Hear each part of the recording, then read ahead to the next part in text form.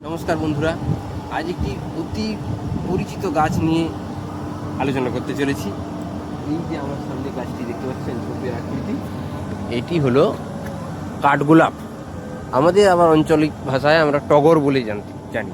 এছাড়াও এটি গুলাচ বা নাগচাপা ইত্যাদি নামেও পরিচিত এই গাছটি। এর বিজ্ঞানসম্মত নাম হলো প্লুমেরিয়া আলাবা। এই যে ফুলটি সাদা রঙের, একটু ফোকাস করতে বলবো। এই সাদা হলুদ রঙের যে ফুলটি দেখতে পাচ্ছেন, এছাড়াও এর বিভিন্ন ধরনের বিভিন্ন আকৃতির, পুরো সাদা, একটু লাল, গোলাপি, বিভিন্ন রঙের এই গাছটি পাওয়া যায়। এইটি একটি গুল্মজাতীয় উদ্ভিদ, সাধারণত 6 থেকে 7 মিটারের মধ্যে উচ্চতার মধ্যে হয়।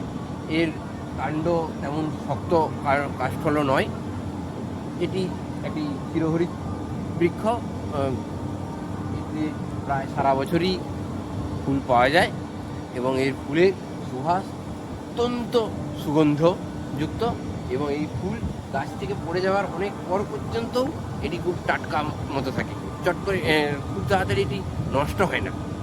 এই ফুলটির সুবাস আমি এখন সুঘ্রাণ খুব মন ভরে নিচ্ছি, কিন্তু বিজ্ঞানের একটা সীমাবদ্ধতা আছে বন্ধুরা।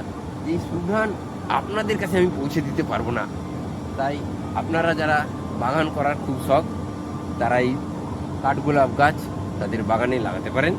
এটি অত্যন্ত শোভাবর্ধনকারী একটি উদ্ভিদ।